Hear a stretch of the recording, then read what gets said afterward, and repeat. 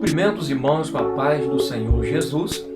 Estamos dando continuidade à nossa viagem pelo Novo Testamento. Hoje é a nossa quinta aula da nossa revista de juvenis, onde hoje estaremos estudando a respeito dos evangelhos. A lição de hoje tem como tema Entendendo os Evangelhos. Nosso texto inicial está em Romanos, capítulo 1, e versículo de número 16, que diz: Porque não me envergonho do Evangelho de Cristo, pois é o poder de Deus para a salvação de todo aquele que crê, primeiro do judeu e também do grego. Seja muito bem-vindo a mais uma videoaula da nossa escola dominical. É muito proveitoso este momento, porque tiramos este tempo para aprender a respeito da preciosa, inerrante e infalível Palavra do nosso Deus.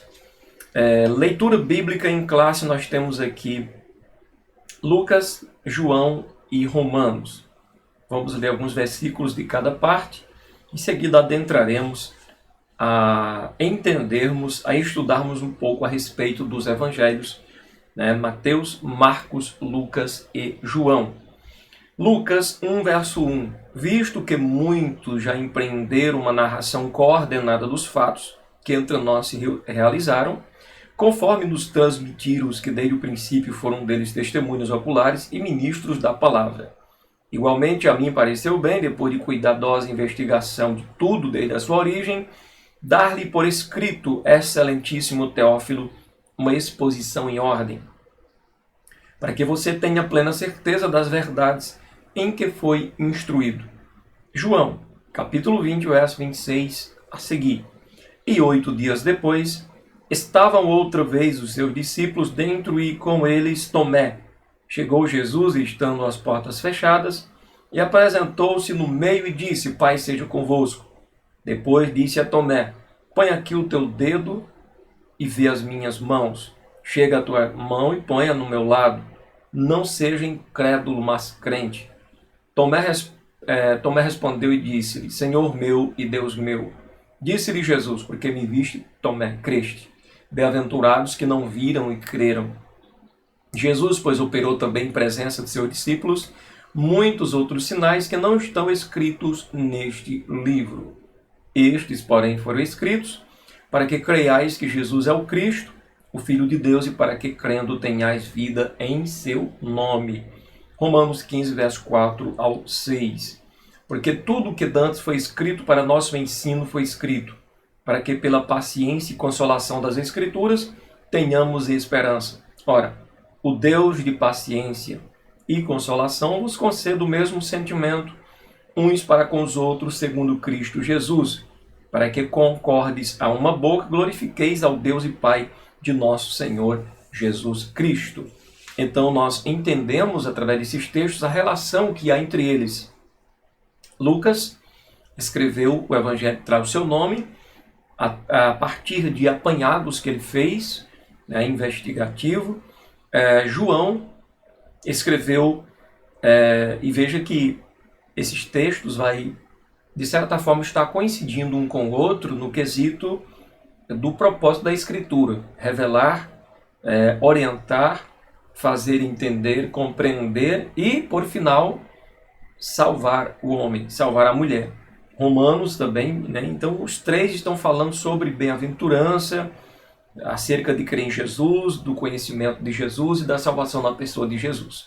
Então, nosso estudo de hoje vai falar sobre os evangelhos e as suas relações, que tem entre um e outro. Peço que os amados possam estar atentos até o final do vídeo, já que aqui nós temos assuntos muito edificantes hoje. Vamos conhecer a relação entre os três primeiros evangelhos, saber o porquê que eles são chamados de sinóticos, o significado da palavra sinótico, saber que em João se distingue, no que João se distingue dos demais evangelhos, e obter uma visão panorâmica de cada evangelho. A gente faz um resumo bem compacto aqui, conforme a lição nos apresenta, e vemos aí como e por que cada evangelho foi escrito. Primeiramente, nós temos a nossa lição dividida em 4 partes hoje, né, por causa que são 3 evangelhos sinóticos e um evangelho que não é sinótico. Vamos aprender também por quê. E vamos estudar a primeira parte, os evangelhos sinóticos. Você já viu quanto cada um de nós narra o mesmo fato que aconteceu de forma diferente? Consegue perceber as similaridades e diferenças quando pessoas distintas narram o mesmo ocorrido? Por exemplo, aconteceu de chegar alguém na cidade. Chegou alguém na cidade, alguém, digamos, uma pessoa de renome, né, nacional, e passou na cidade, digamos, 24 horas, fazendo eventos, fazendo algum tipo de ação social. E aí, se a gente pegar na cidade 3 pessoas para narrar como foi a estadia dessa pessoa na cidade durante essas 24 horas, nós teremos na narração, né, dessas pessoas fatos semelhantes e também vemos maneiras distintas de narração. Vai acontecer o quê? O que um narrou pode ser igual ao outro, mas pode haver também diferenças. Por exemplo, esse daqui pode ter falado algo que aquele outro omitiu, e o terceiro falar algo que os outros 2 primeiros que falaram a respeito também omitiram. Então a narração fica se completando. O que acontece com os evangelhos é algo idêntico a isso, parecido com isso.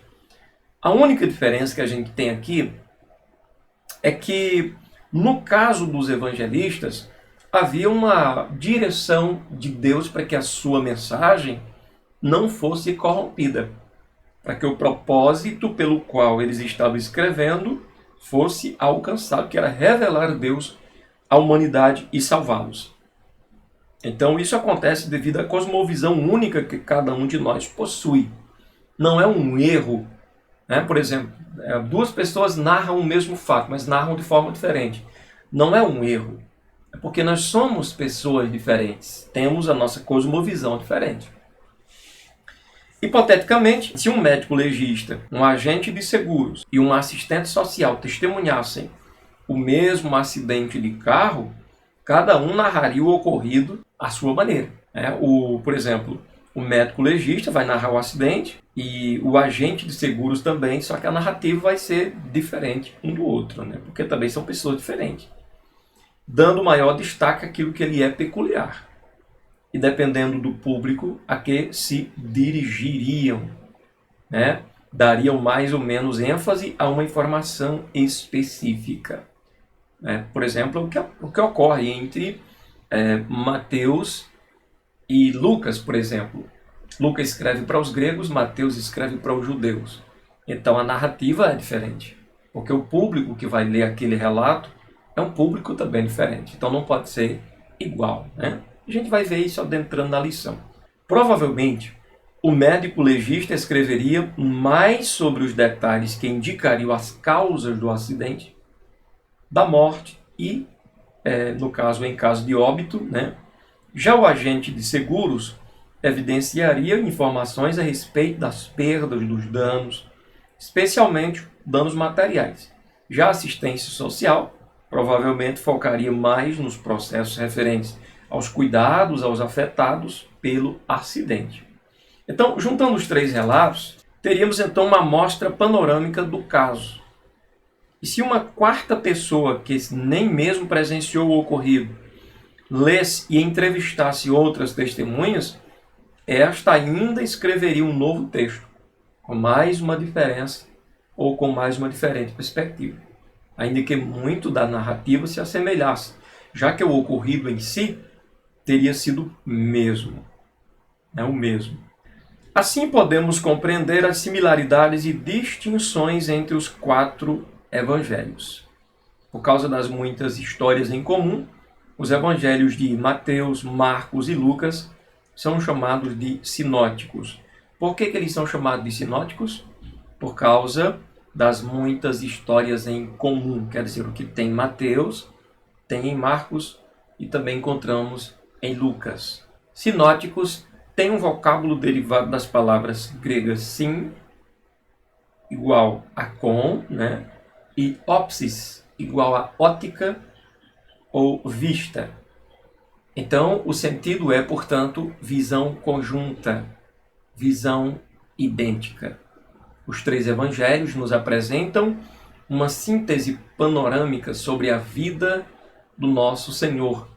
Embora esses três evangelhos tenham grandes similaridades, eles também possuem distinções, né? Tem lá suas diferenças. Eles também possuem diferenças, né? E tais peculiaridades nos saltam mais aos olhos quando nos inteiramos de que foram escritos para povos de culturas diferentes, né? Quando que a gente vê, quando que a gente identifica aqui as peculiaridades que existem entre os evangelhos. Cada um tem sua peculiaridade à parte. Mateus tem a sua, Marcos, né, tem a sua, Lucas também tem a sua. Quando a gente percebe isso? Quando tomamos conhecimento de que Mateus escreveu para os judeus, que é um povo diferente, de cultura diferente, já Marcos escreveu para os romanos. Veja a diferença, romanos e judeus totalmente diferentes, tanto em questão de cultural como, né, o seu próprio povo. E Lucas escreve para os gregos, outra cultura totalmente diferente das duas primeiras. Então aqui nós encontramos que Lucas tem a sua peculiaridade diferente de Marcos e diferente de Mateus e vice-versa e assim por diante, né? Agora vamos ver a relação entre os evangelhos. Mas você pode até fazer uma pergunta, pastor, mas isso não seria, não interferiria na mensagem? Não. A palavra de Deus continua sendo a palavra de Deus. Existem diferenças na forma de relatar, naquilo que se acrescenta, naquilo que se omite no texto, porém não fere a doutrina. A pessoa de Jesus é apresentada conforme aquela cultura vai conseguir compreender melhor. Por exemplo, Mateus escreve para um grupo de pessoas, dos judeus, no caso, e ele escreve dentro daquele estilo que a gente percebe que há diferença com relação ao texto de Lucas, que escreveu para os gregos, né? Então, a mensagem é a mesma, né? A salvação se dá da mesma maneira pela mesma pessoa que é Jesus, porém a maneira de se expressar, de formação do texto, que é considerado diferente, mas a mensagem, o evangelho continua sendo o mesmo evangelho. Agora vamos ver a relação entre os evangelhos. Sobre os registros feitos pelos escritores nos 4 evangelhos, vemos que a relação entre eles é de diálogo, mesmo com a perspectiva diferente dos autores em cada texto, eles se completam. Olha que coisa interessante. Não no sentido da narrativa cronológica dos fatos, mas se completam na mensagem. 2 exemplos simples são os relatos da tentação de Jesus e a cura da mulher que tinha um fluxo de sangue. Vamos ver isso com um pouquinho mais de detalhes. Olha só. No primeiro caso, o evangelista Marcos escreveu o seguinte: e logo o Espírito o impeliu para o deserto.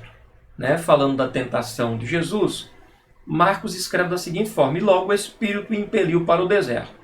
E ali esteve no deserto 40 dias, tentado por Satanás, e vivia entre as feras, e os anjos o serviam.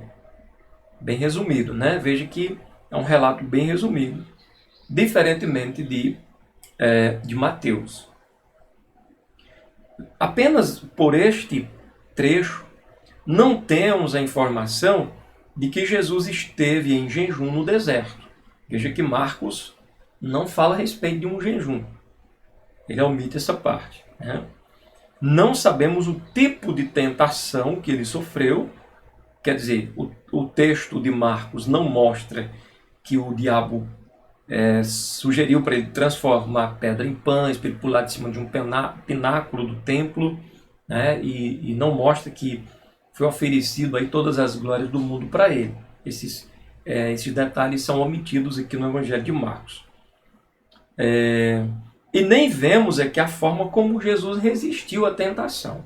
São detalhes omitidos no Evangelho de Marcos. Já em Mateus e Lucas, nós temos todas estas informações que não são contidas em Marcos. Quanto ao serviço dos anjos, já o Lucas não menciona nada a respeito de anjo. Já no caso de Mateus e Marcos, sim. Mateus e Marcos falam a respeito dos anjos que vieram e serviram a Jesus. Lucas não fala a respeito. É um erro? Não. Veja que o que um omite, o outro apresenta. Quer dizer, um evangelho completo, uma escritura completa, o que falta na outra escritura. Né? Veja bem.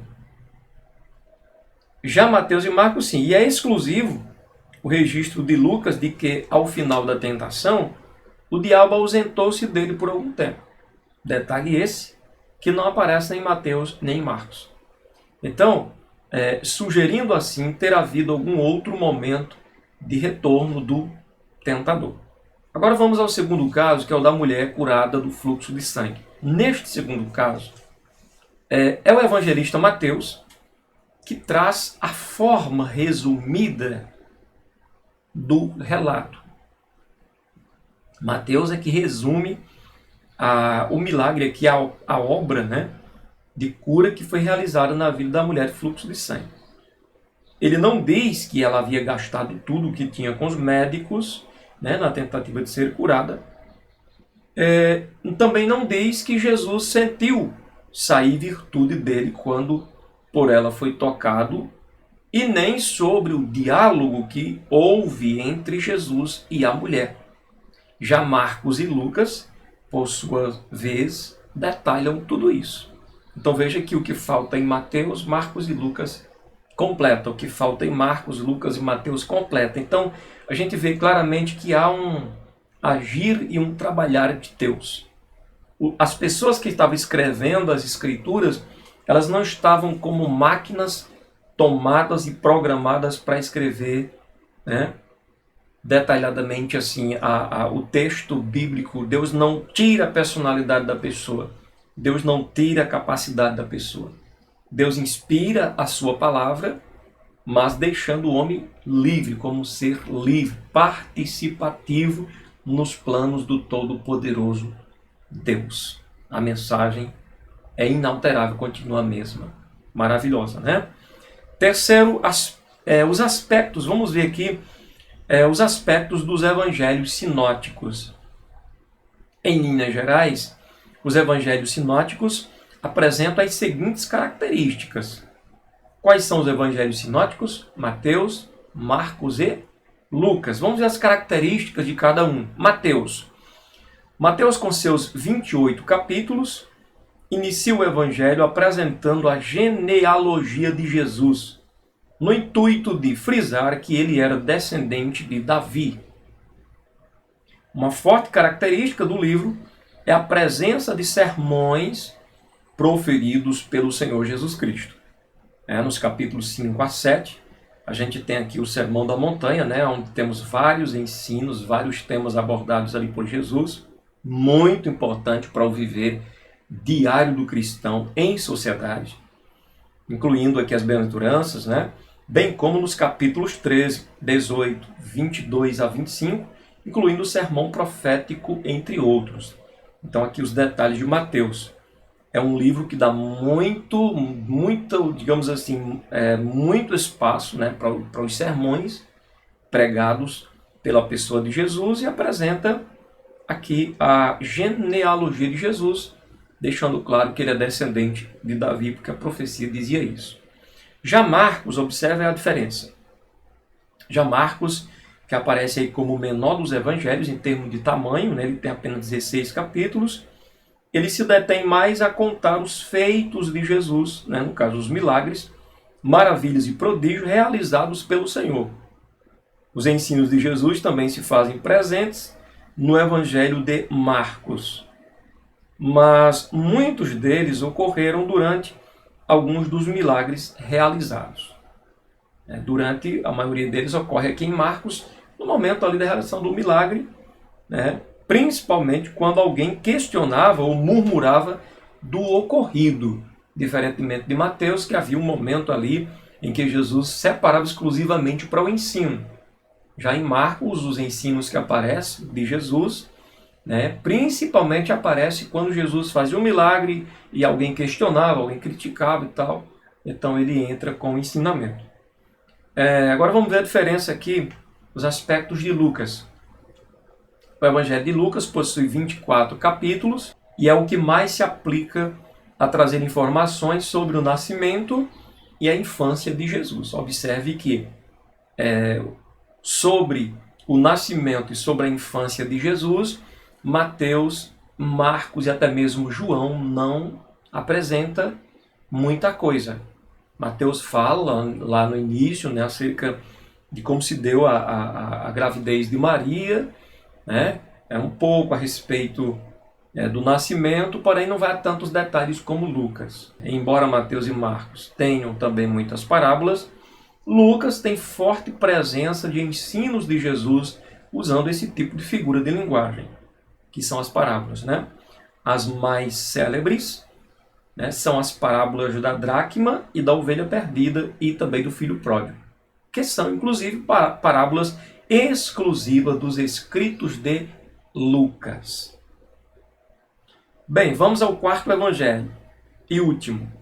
O evangelho de João não está listado entre os sinóticos. Por que não? Pelo fato de haver nele relatos diferentes em relação aos outros três.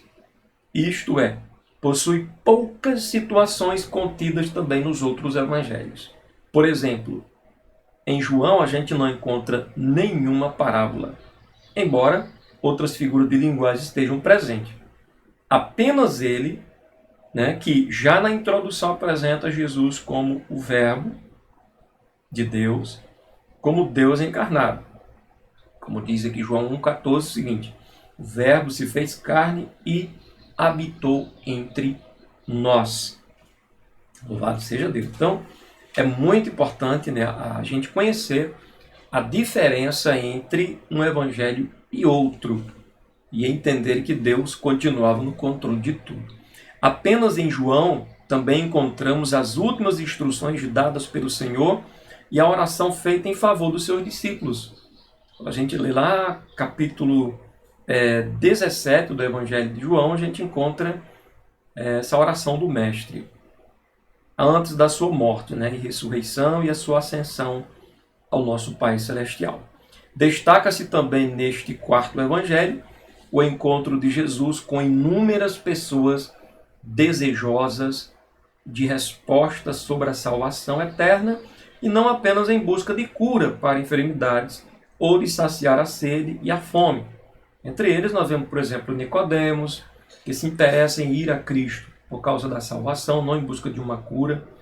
Temos também a mulher samaritana com quem Jesus se encontra lá no poço e naquela conversa aquela mulher creu, foi salva, volta para Samaria, traz outras pessoas e essas pessoas também são salvas. Temos também o caso da mulher adúltera, lá no capítulo 8, que se lança aos pés do Senhor, enfim, aquela obra extraordinária. Então nós chegamos à conclusão dizendo que toda a Escritura Sagrada é um presente de Deus para nós, seres humanos. É maravilhoso como Deus formou este livro santo e fez chegar até a nós. Somos presenteados com essa grande bênção. Por meio da palavra de Deus, o Criador demonstra o seu profundo desejo de se revelar e de se relacionar com a criatura feita à sua imagem e semelhança. Assim Deus fez você, assim Deus me fez, assim Deus fez todos nós, a sua imagem e semelhança. Tamanho é o zelo do Senhor para conosco que cada mandamento, orientação, conselho e história contidas na Bíblia visam, antes de tudo, nos abençoar, evitando a nossa própria ruína e destruição. Tanto a ruína individual como a ruína coletiva. O objetivo da Bíblia Sagrada existir não é para prender as pessoas dentro de quatro paredes, tirar a liberdade. Pelo contrário, é nos dar a liberdade que nos fará vitoriosos. E no caso dos evangelhos, também não é diferente. É tão importante para o Senhor que entendamos os seus preceitos, que Ele os dá através de pessoas falhas como nós, que compreendem as nossas limitações. Da mesma forma, cada evangelista escreveu com um foco diferente, para públicos distintos, mas todos nos enriquecem hoje de inúmeras maneiras, sobretudo por demonstrar o caráter do Deus encarnado, que se fez homem e habitou entre nós, levando sobre si cada uma de nossas mazelas e pecados. Jesus fez isso. Por isso, mergulhe no estudo dos evangelhos. Vai fundo, fique íntimo desse Salvador maravilhoso que nos oferece uma vida abundante aqui e agora e também na eternidade. Mas pastor, vida abundante? Com certeza, eu comecei a experimentar vida abundante aos 16 anos, ainda na minha adolescência, quando entreguei minha vida para Jesus. Eu consegui encontrar algo, Deus me deu algo que me preencheu por completo, que me fazia ser uma pessoa melhor, uma pessoa feliz, uma pessoa contente, uma pessoa completa. Deus me fez, Deus fez você, Deus fez a todos nós, com o objetivo de dar vida abundante aqui e agora e, por final, a vida eterna. Então, que Deus abençoe a sua vida poderosamente, que você possa fazer o maior proveito da palavra do Senhor, dos evangelhos, que Deus enviou justamente para encher o seu coração. Então, a partir da próxima aula, a gente vai estar vendo mais detalhadamente cada evangelho: Mateus, Marcos, Lucas, João, Atos dos Apóstolos. Vamos conhecer um pouquinho as epístolas e o Apocalipse, o livro em que as pessoas têm aquele pavor, aquele medo. Porém, Apocalipse não foi escrito com o intuito de amedrontar ninguém, pelo contrário. Apocalipse foi escrito com o intuito de consolar uma igreja que estava sendo perseguida. Então, nós necessitamos de consolo. Permanece acompanhando as nossas lições bíblicas, tem muita coisa boa pela frente. Amém? Deus abençoe, em nome de Jesus.